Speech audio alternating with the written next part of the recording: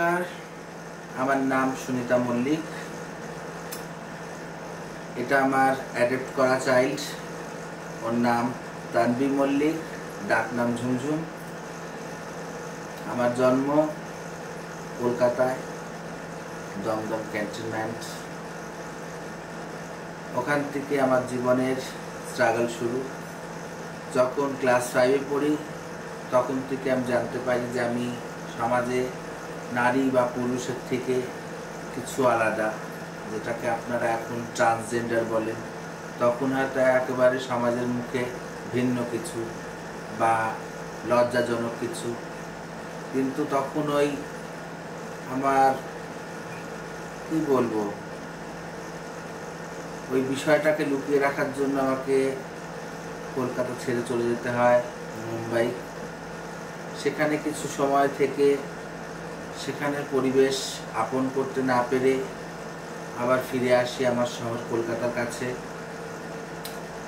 কলকাতায় এসে মেদিনীপুর শহরে ওখানে বিগত 10 বছর 12 বছর কাটাই। ওখানে একজন গুরুমা ছিলেন, তার কাছে কিছু প্রশিক্ষণ নেওয়া হয় আমার, ওখানে কিছু এডুকেশনও হয় আমার। তারপরে ওখান থেকে আবার ট্রান্সফার হয়ে আসি আসানসোলে, আজকে বার্নপুরে সবার পরিচিত সুনিতা মাসি নামে খ্যাত সুনিতা হ্যাপি ফাউন্ডেশনের অনার। এটাই জীবনের স্ট্রাগল আমার। অনেক কিছু করেছি, অনেক রকম সুবিধা অসুবিধা দেখেছি, সমাজের ওঠা নামা, মানুষের কটু কথা, মানুষের ভালো লাগা, সব রকম দেখে আজকে এই জায়গায় পৌঁছেছি। যেরকম হয়তো আমিও পৌঁছেছি, আজকে এই বাচ্চাটিও ট্রান্সজেন্ডার। বাবা মা জন্ম হওয়ার পর থেকে আমার কাছে দিয়ে গিয়েছে। হয়তো এর লাইফটা ওরকম হবে না, একে উচ্চ শিক্ষায় শিক্ষিত করাবো, বা আমি যেগুলো হয়তো সমাজে ওঠা নামা দেখেছি সেগুলো হয়তো দেখতে পাবে না।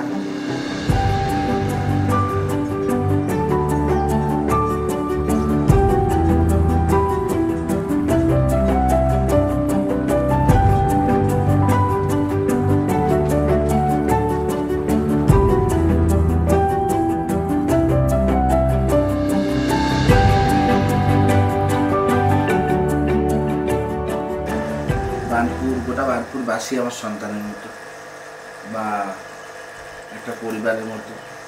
অমনি মনে করুন কুকুর, বেড়াল, ছাগল, মুরগি, যা যাবতীয় আছে, মাছ। আমি পশু ভালোবাসি, কারণ ওরা বলতে পারে না, ওদের ঈশ্বর বলি হয়তো দেয়নি, কিন্তু ওদের একটা সেন্স অফ হিউমার খুব ভালো দিয়েছে। ওরা প্রভু ভক্ত হয়, যেটা হয়তো মানুষ হয় না। আমি একটা ভান্ডারা করলাম বা কিছু করলাম, মানুষকে ডাকলাম, আদর করে রান্না করে খাওয়ালাম, বাইরে গিয়ে কিন্তু সেই বলবে খাবারটা নুন কম ছিল বা জিনিসটা সেদ্ধ হয়নি, বা কাউকে একটা কাপড় দিলাম, তখনও কিন্তু মানুষ ঘুরিয়েই বলে আমাকে সাদা দিচ্ছ কেন, আমাকে লাল দাও, বা আমাকে লাল দিচ্ছ কেন, আমাকে কালারফুল দাও, বা আমাকে একটুখানি জারির কাজ করা দাও। কিন্তু ওরা একটা এমন বস্তু, ঈশ্বরের বানানো, সৃষ্টিকর্তার বানানো এমন এক জিনিস যে ওদের কাছে এর কোনো মাইনে হয় না। ভালোবেসে একটা বিস্কুট খাওয়ালে যথেষ্ট।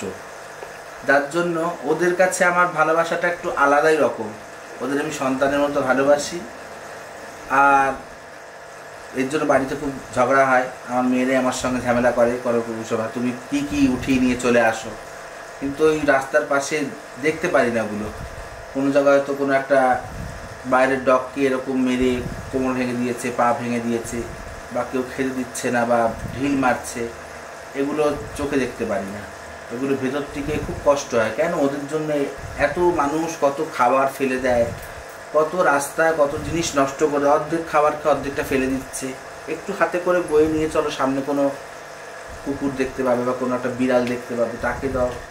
বা হয়তো পথের পাশে কতজন আছে যারা না খেয়ে হয়তো বসে আছে, কত দোকানের সামনে দেখা যায় কত মানুষই হয়তো ঘুরে বেড়ায় একটা খাবারের জন্য, তাদের দিয়ে দাও, ওয়েস্ট হবে না জিনিসগুলো। কিন্তু মানুষ বোঝে না, ইট পাথর দিয়ে সম্বর্ধন করে ওদের। ওদের যদি একটু ভালোবাসা যায়, ওদের মতো ভালোবাসার জিনিস হয়তো পৃথিবীর বুকে কিচ্ছু নেই।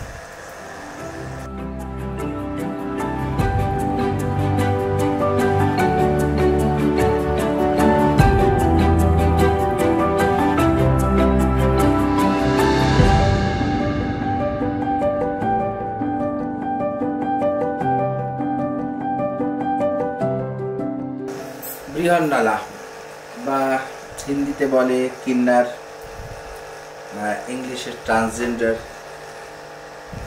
বা চলিত ভাষায় বললে হিজড়া, অনেক রকম নাম সমাজ দিয়েছে, কিন্তু আমরা সমাজের অংশ, সমাজ এটা ভুলে যায়। দ্বিতীয় কথা, ভুলে যাওয়ার কিছু কারণ আছে, যেরকম ডালে চালে ভেজাল, অমনি আমাদের বৃহন্নলাদের মধ্যেও ভেজাল। কিছু ছদ্মবেশী আছে যারা হয়তো ছদ্মবেশে ট্রেনে, বাসে বা অনেক জায়গায় বাড়িতে গিয়েও ডিস্টার্ব করে, কিন্তু তাদেরও একটা পরিচয় বা চিনে রাখার প্রসেস থাকে। যেরকম আমি এখানে থাকি, তো এখানে আমাকে সবাই চেনে, ছোট থেকে বড়, কোনো রকম কিছু ব্যাপার হলে সবাই ডাকে। তো এরকম প্রত্যেকটি এলাকার কোনো না কোনো হেড অফ দ্য ডিপার্টমেন্ট আছে, বা তাদের সঙ্গে যারা জড়িয়ে আছে তাদেরকে হয়তো পাড়ায় অনেকজনে চেনে, কেউ মাসি বা দিদি বলে ডাকে। কিন্তু আদার্স মানুষের মতো নর্মাল হয়তো কেউ ডাকতে পারে না। কতজন হয়তো ডেকে বসে, ওই যে মাসি এসছে আমার বেবিটাকে আশীর্বাদ করতে, অমুক করতে, তমুক করতে, বা ডান্স করতে। কেউ হয়তো কোনো সময় ডেকে বলে না যে আমার দিদি এসছে আমার বাচ্চাটাকে আশীর্বাদ করতে, বা আমার বাচ্চা হয়েছে তাই দিদি ভাই হয়তো এসছে আশীর্বাদ করতে। এরকম শব্দ এখন শোনা যায় না সচরাচর। কেন? মানুষের দৃষ্টিভঙ্গি পাল্টাতে গিয়ে মানুষই এখন অনেকটা পাল্টে গিয়েছে। সেটা ওই ডালে চালে ভেজালের মতো, যেহেতু আমাদের মধ্যে এখন ছদ্মবেশীর ভাগটা বেশি। যেরকম ট্রেনে বাসে যে অত্যাচারগুলো হয়, সেটার জন্য মানুষ দায়ী না হয়তো, তার জন্য একটি লড়াই বা প্রচেষ্টা আমাদের চলছে এবং চলবে, যাতে এগুলো বন্ধ করা যায়।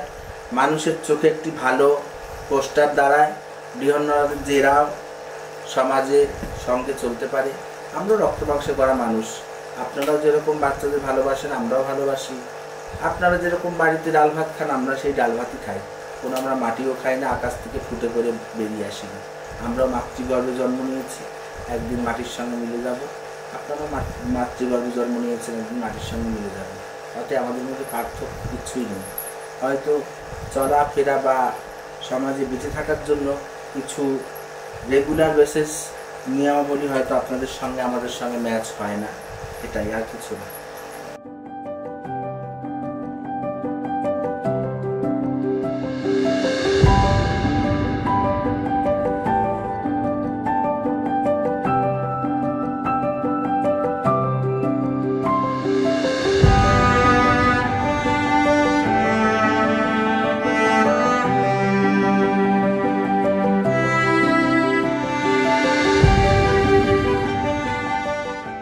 तरीके से आई, आने के बाद बैठी, और बैठने के बाद हैंडीकैप सोसाइटी के लिए उन्होंने जो मदद दी, तो उसके बाद मैंने हमारे जो सेक्रेटरी हैं मैंने उनसे पूछा कि दीदी ने आपको साइड में ले जा करके क्या कहा और क्या दिया।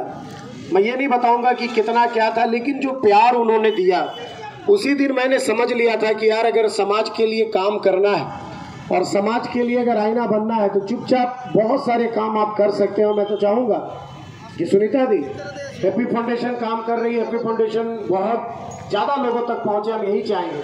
लेकिन आपको मैं बता दूं, हैप्पी फाउंडेशन के अलावा बहुत सारे पॉलिटिकली प्रोग्राम, बहुत सारे संगठन के प्रोग्राम, बहुत सारे खेल कूद के मैदान में भी आपको मैं बता दूं सुनीता दी बहुत ही बेहतरीन काम कर रही है। एक बार जोरदार ताली दीदी के लिए और उनकी पूरी